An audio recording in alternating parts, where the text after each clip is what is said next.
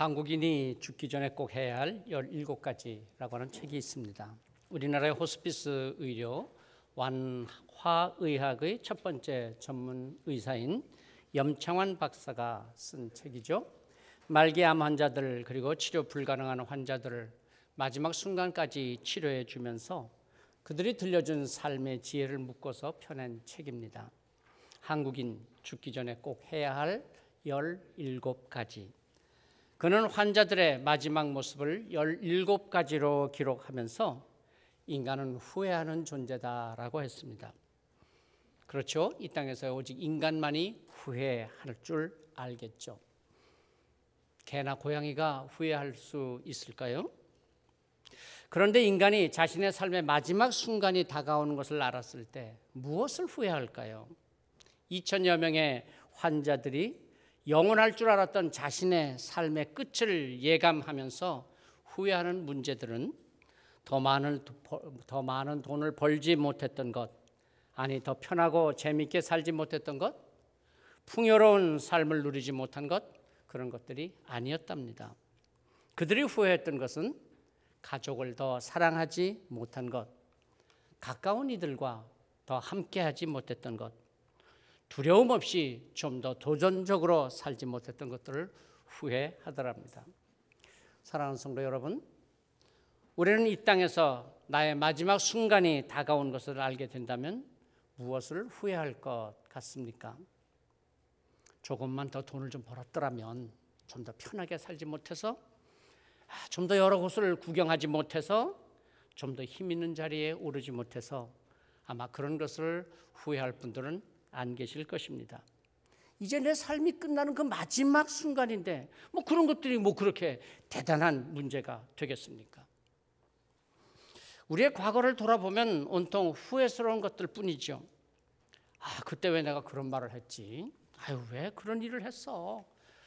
그때 내가 왜 이 집을 사가지고선 말이야? 그때 왜 그 사람을 만났을까? 온통 그때 왜?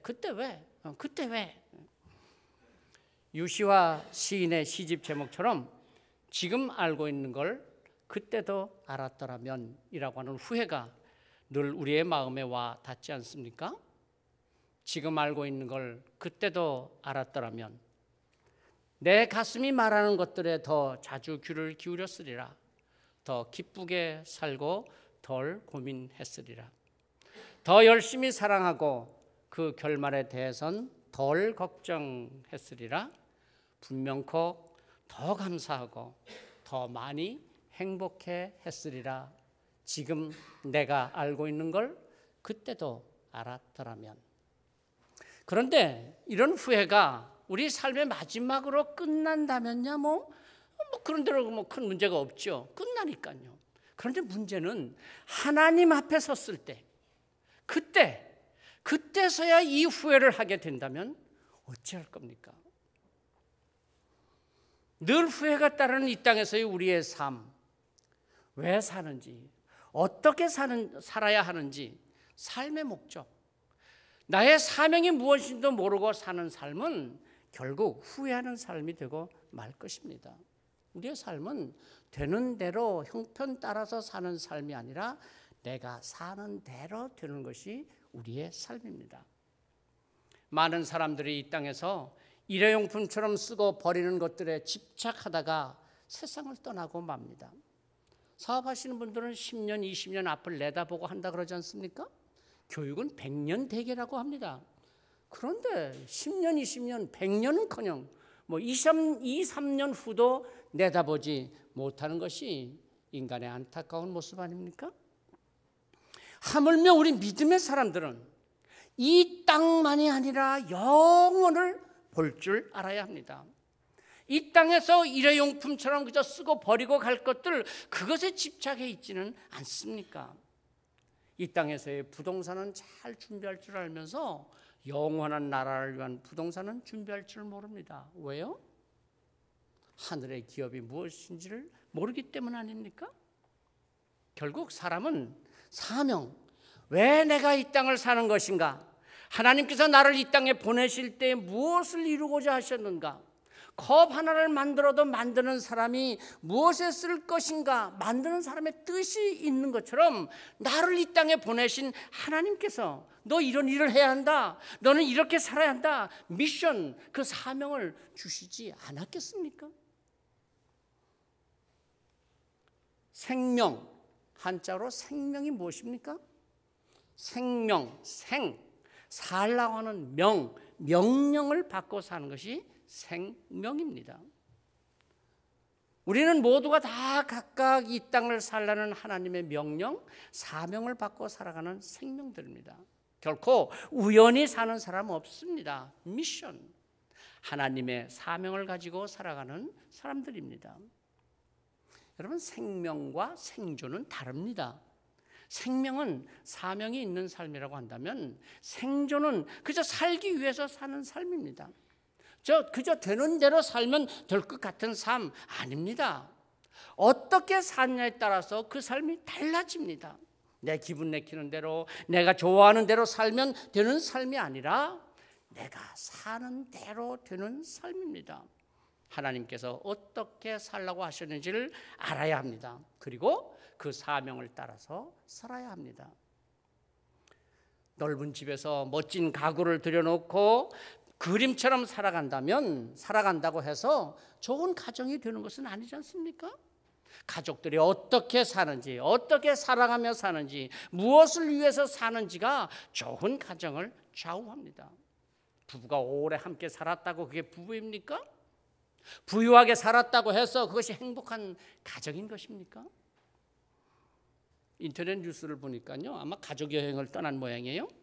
그런데 어린아이가 아빠와 함께 배를 타고 가다가 아빠가 자꾸 이 핸드폰을 자꾸 보고서는, 그러니까 아빠를 부르는 거야. 아빠. 그러니까는 이 아빠가 대답을 안 해. 그러니까 아빠가 나중에 그냥 이 아이가 나중에는 그냥 아빠 핸드폰을 확 뺐다니까 그냥 바다에다 탁 던져버렸어요. 보셨어요? 찾아보세요. 한번 인터넷에 나오더라고요. 예. 여행을 함께 했다고 해서 가족이 소통을 하고 사랑을 할 수 있는 것이 아니라고 하는 것이죠. 좋은 교회, 건물, 시설, 교인 수, 교인들의 수준 등등 중요하죠. 그러나 그게 교회의 본질은 아닙니다. 교회는 하나님으로부터는 생명, 하나님의 영의 임재하심, 성도들이 하나가 되고 하나님의 구속사를 이루는 그리스도의 몸된 교회입니다. 이 본질을 잃어버리면 교회는 어리석은 인간의 집단이 되고 말 것입니다. 오늘 말씀 25절을 보십시오. 내가 교회의 일꾼 된 것은 하나님이 너희를 위하여 내게 주신 직분을 따라 하나님의 말씀을 이루려 함이니. 교회의 일꾼이 되었다. 그렇죠. 교회는 일꾼을 잘 세워야 합니다. 집사, 권사, 장로, 신도, 회장 등 각 리더들을 잘 세워야 합니다. 그리고 또한 우리도 좋은 일꾼이 되게 해달라고 기도해야 합니다. 좋은 일꾼이 세워질 때 좋은 교회가 됩니다. 교회란 무엇입니까? 한자어로 교회 쓰신 거 아시죠? 가르칠 교자를 써서 교회라고 합니다. 교회는 가르치는 모임이라 아마 그런 의미겠죠? 어떤 학자는 이 가르칠 교자로 교회를 번역하는 것이 좀 부족함이 있다 그렇게 말을 하면서 가르칠 교자보다는 서로 교자, 사귈 교자를 써서 교회라고 쓰는 것이 교회의 본질에 더 가깝다 그렇게 말했더라고요. 저는 생각할 때 이 두 가지 의미가 다 좋다고 생각합니다. 교회는 서로 마음을 나누고 서로 통하고 하나님의 사랑으로 교제하고 서로 하나님의 말씀을 가르치는 공동체입니다. 오늘의 시대는 혼자 지내는 것을 자꾸 강요하는 것 같아요. 혼술족, 혼밥족 그렇게 살라는 거예요. 결혼도 미루고 거부하고 사람도 서로 얽히는 걸 싫어하잖아요. 교회도 대형 교회를 찾는 이유 중에 하나가 사람들하고 가까이 지내는 걸 싫어한대. 그래서 그냥 조용히 혼자 교회만 다니려고 대형교회를 찾는다. 그런 이야기 있더라고요. 나는 참견하지 마라. 나 혼자 조용히 예수 믿고 나 혼자 천당 가면 된다. 그런 거 아닙니까? 그러나 여러분 처음 교회 모습은 그렇지 않았습니다. 우리가 잘 아는 대로 예루살렘 교회 사도행전 2장 46절 말씀에 보면 이렇게 말씀하고 있습니다. 날마다 마음을 같이하여 성전에 모이기를 힘쓰고 집에서 떡을 떼며 기쁨과 순전한 마음으로 음식을 먹고. 일주일에 몇 번 모였다고요? 한 번? 두 번? 아니요. 날마다 모여서 마음을 같이하여 성도들이 서로 교제하고 소통하며 하나님과 한 마음이 되고 모이기를 힘쓰고 떡을 떼며, 이 떡을 뗀다고 하는 것은 성찬식 또는 애찬을 의미하는 것이겠죠. 이 초대교회도 모임이 아주 중요했습니다. 여러분 히브리서 10장 25절에 이런 말씀이 있는 걸 기억하시죠? 모이기를 피하는 어떤 사람들의 습관과 같이 하지 말고 오직 권하여 그날이 가까움을 볼수록 더욱 그리하자, 더욱 열심히 모이자. 초대교회에도 이 성도들이 모이는 것을 자꾸 방해하는 그런 사람도 있었던 모양이에요. 그 뭐 교회를 맨날 교회만 가냐? 며칠 갔나 했더니 2번 간 거예요. 2번. 그래놓고는 그냥 그죠? 맨날 교회만 가냐? 교회 가지 못하도록. 아니 오늘의 이 시대에도 정말 우리 성도들의 모임이 자꾸 줄어들고 있지 않습니까? 그저 편하게 쉽게 신앙생활 하려고 합니다. 그러나 모이기를 힘쓰라. 모여서 함께 교제하고 하나님의 말씀을 나누고 서로 마음을 나누는 신앙생활이 되어야 하는 것입니다. 이번 수련회에서 조별 활동 시간에 왜 그 뭐 믿음의 언어 생활이라고 하는 그런 코너가 있었잖아요, 그죠? 여러분 다 겪어보셨죠? 발표하는 시간에 아주 감동적인 조가 있더라고요. 3조였던 걸로 기억을 하는데 믿음의 5계명 뭐 그런 제목이었죠. 3조 없어요? 3조 좀 한번 고개라도 좀 끄덕끄덕 해봐요. 예. 믿음의 5계명. 첫째 계명 뭐예요? 여기요 같이 밥 먹어요. 둘째 계명 뭐예요? 우리 함께 해요. 셋째 계명이 뭐예요? 함께해서 기뻐요. 괄호치고 뭐예요? 진심을 담아서. 그리고 넷째, 참 좋아요. 그리고 다섯째 뭐예요? 감사합니다. 믿음의 언어 5계명이라는 거예요. 그럼요, 교회는 뭐예요? 같이 밥 먹어요. 같이 함께 말씀 나눠요. 함께해서 너무나 기뻐요. 참 좋아요. 감사해요. 이런 게 관계성 아니에요? 성도의 교제입니다. 모여서 같이 말씀 공부하고 교제하고 기도의 제목을 나누고 삶의 문제를 함께 나눕니다. 우리 삶에 얼마나 문제가 많습니까? 자녀들의 문제 많잖아요. 건물은 벽돌로 세웁니다. 교회는 어떻게 세웁니까? 여러분 다니기 좋은 교회란 어떤 교회인가요? 요즘은 집 근처에 있는 교회, 가기 편한 교회가 좋은 교회입니까? 물론 그럴 수 있습니다. 건물이 화려하고 냉온방 시설이 잘 되어 있고 오케스트라에 파이프 오르간을 갖추고 찬양이 훌륭하고 음향 시설이 좋은 교회, 물론 좋은 교회죠. 교인 수가 많다, 좋은 교회죠. 그러나 그것은 교회의 본질이 아닙니다. 여러분 좋은 대학이 어떤 대학입니까? 건물이나 시설이 좋아서 좋은 대학이 아니라 열심히 배우려는 학생들과 잘 가르치는 교수님들이 계셔서 좋은 대학이 되는 것이죠. 좋은 교인이 있는 교회가 좋은 교회입니다. 진정 하나님의 말씀을 믿고 하나님께서 나를 이 땅에 보내신 사명, 하나님의 그 약속을 믿고 약속에 따라서 순종하는 삶을 사는 사람, 순종하는 삶을 사는 성도들, 믿음과 순종이 좋은 교인의 본질입니다.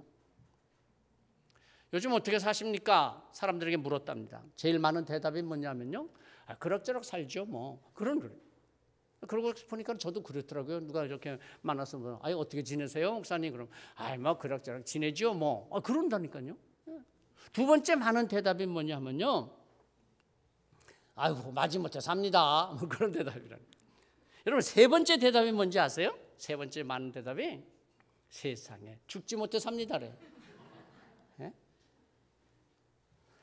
자, 여러분 제가 여러분에게 묻겠습니다. 여러분 요즘 어떻게 사십니까? 죽지 못해 삽니까? 일부의 배때는 잘 삽니다. 그러더라니까. 잘 사는 거 어떻게 사는 거예요? 적어도 경서교회 성도들이라면 이렇게 좀 대답하셨으면 좋겠어요. 예, 하나님의 약속을 믿고 주신 사명을 이루기 위해서 삽니다. 성경 말씀을 배우는 재미, 그 말씀을 함께 나누며 딜리버리하는 그런 생각으로 삽니다. 아무도 아멘 안 하시네. 여러분, 성경 말씀이 다 중요하지만요, 목회를 하면 할수록 제가 느끼는 것은 출애굽기가 참 중요합니다. 하나님의 구원을 다루고 있기 때문입니다. 하나님의 구원 경영 우리 공부하잖아요. 여러분 꼭 한번 해보시기 바랍니다. 그리고 반복해서 좀 하시기 바랍니다. 인생을 보는 눈이 달라져요. 여러분, 구원이 무엇입니까? 여러 가지로 말할 수 있지만 구원은 살아서 천국을 살고 죽어서 천국에 갑니다. 구원이에요, 구원. 살아서 천국을 살고 죽어서는 천국 갑니다. 그런데 우리는 앞에 문장은 생각 안 하고 뒷문장만 생각합니다. 죽어서 천국 가는 게 구원이다. 그러니까 오늘의 삶에는 구원의 능력이 없습니다. 아니에요. 살아서, 죽고 나서가 아니라 지금 살아서 천국을 삽니다. 좋은 환경, 편한 삶의 조건을 갖추어서가 아니라 지금 내가 처한 환경이 홍해바다 앞과 같고 광야의 한가운데 같다고 할지라도 하나님의 인도하심을 따라서 살면, 하나님의 그 약속을 바라면서 그 약속을 이루면서 살아가는 삶이라면 바로 천국을 사는 삶인 것입니다. 잘 사는 길, 내가 좋아하는 대로 산다고 잘 사는 것입니까? 시대의 흐름을 따라간다고 그것이 잘 사는 것입니까? 잘 사는 길 한번 잘못 선택하면요, 아무리 열심히 그 길을 달려가고 아무리 그렇게 힘껏 달려간다고 할지라도 나중에는 후회밖에 남을 게 없습니다. 하나님께서 아담과 하와를 지으시고 에덴 동산에서 살게 하셨습니다. 그리고 그 동산 중앙에는 생명나무와 선악을 알게 하는 나무가 있느니라 그러면서, 아마 성경에는 그 말씀은 없지만은 생명나무 과일을 먹고 살아라. 선악을 알게 하는 나무의 열매는 먹지 말아라. 그러셨을 거예요. 그런데 그들이 어디 가서 놀았어요? 생명나무 밑에 가서 놀지 않고 어디 가서 놀았어요? 선악을 알게 하는 나무 밑에 가서 놀았어요. 하루 놀고 이틀 놀고 자꾸 놀다 보니까 뭐가 나타났어요? 유혹자가 나타나서 먹어라. 선악을 알게 하는 나무, 결국 그 열매를 따먹고 결국은 에덴 동산에서 쫓겨나는 인생이 되고 말았어요. 여러분, 선악과가 무엇을 말합니까? 선악과, 내가 하나님이다. 내가 하고 싶은 대로 해라. 내 인생은 너의 것이다. 내가 인생의 주인이다. 이게 뱀의 유혹이었어요. 그러니까 여러분, 놀더라도요, 잘 가서 놀아야 돼. 어디 가서 놀아야 합니까? 생명나무 밑에 가서 놀아야 해요. 생명나무가 어디 있습니까? 모르세요? 교회에 있어요? 경서교회에 있죠. 그럼요, 함께 같이 예배드리고 기도하고 찬양하고 말씀을 배우고 말씀을 함께 나누며 딜리버리하고 큐티 나눔을 하고, 이런 것들이 생명나무 아래에 있는 거예요. 이것이 바로 생명나무 열매를 먹는 거예요. 신앙생활을 한다고 하면서도 늘 이 선악과 나무 아래서 노는 성도들이 있어요. 봉사도 잘하고 헌신도 하고 찬양도 하고 기도도 하는데 여전히 자기가 주인인 줄 알아요. 내가 하고 싶은 대로 세요. 내가 하고 싶은 말 아무거나 다 해요. 그래서 서로 다투고 파닥을 짓고 그 선악과 아래서 노는 거예요. 하나님께서 교회 안에 직분자, 사역자들, 리더들을 세우셨어요. 뭐 하라고 세우셨겠어요? 서로 돌보고 교제하라고 세우셨어요. 천하보다도 귀한 한 사람, 그 한 사람의 생명을 살리고 구하기 위해서 교회의 일꾼을 세우신 겁니다. 죽고 나서 천당 가기 위해서 우리가 교회 생활하는 거 아니라 지금 여기서 천국을 살 수 있도록, 지금 내가 있는 곳, 내가 일하는 그것이 바로 천국의 삶이 되도록 서로 돌보고 섬기고 인도하라고 교회의 일꾼으로 나를 세우셨습니다. 교회가 무엇인지, 성도의 교제가 무엇인지 모르시는 분들은 인생의 가치를 절반도 모르는 겁니다. 24절 말씀을 보세요. 나는 이제 너희를 위하여 받는 괴로움을 기뻐하고 그리스도의 남은 고난을 그의 몸된 교회를 위하여 내 육체에 채우노라. 그리스도가 당하신 그 십자가의 고난, 그런데 그리스도의 그 남은 고난, 그 고난이 무엇이겠습니까?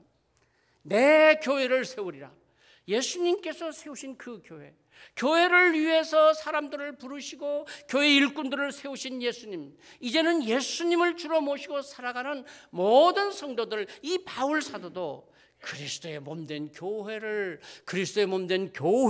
세우기 위해서라면 그리스도의 그 고난, 남은 고난까지도 내가 기뻐 당하겠노라, 그런 고백이죠. 오늘 우리에게 이런 고백이 있습니까?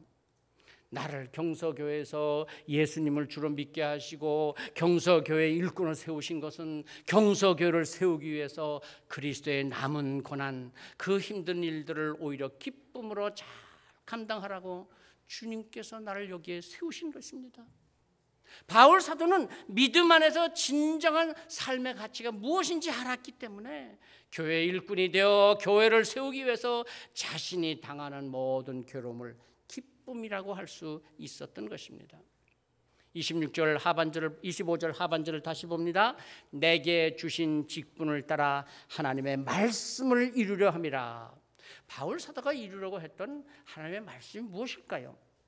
26절 이하의 말씀을 보면 결국 그리스도의 몸인 교회 안에 가득한 그리스도의 영광, 이 영광을 이방 사람들, 믿지 않은 사람들에게도 알게 하려고 하는 것, 이것이 곧 하나님의 말씀이다, 곧 하나님의 계획이었기에, 그래서 하나님께 그 말씀을 이루려고 그리스도의 남은 고난이라도 내 몸에 채우려고 한다는 그 믿음으로 교회를 세우기 위해서 애쓰고 있었던 것입니다.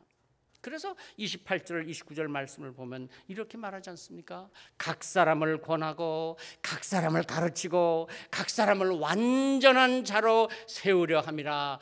이를 위해서 내가 힘을 다하여 수고하노라.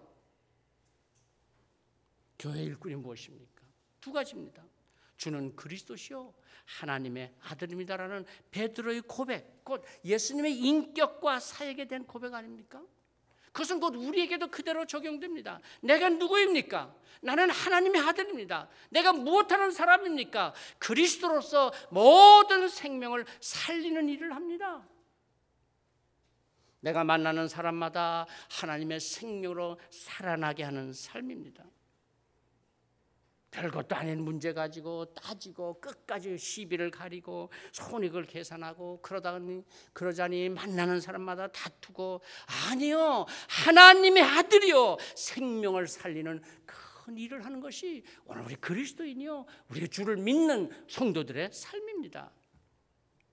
여러분, 야곱을 한번 생각해 보세요. 야곱의 일생의 정점, 그의 일생에서 가장 멋진 삶의 모습이 여러분 어느 순간이었다고 생각되십니까? 야복 강가에서 밤을 새우며 기도하고 천사와 씨름을 하면서 환도뼈가 부러지도록, 그러나 꼭 그 씨름을 이겨서 하나님의 축복을 받아 너는 이스라엘을 하라. 그 장면이 정말 멋진 장면이죠. 야곱의 인생이 변화되는 장면이잖아요.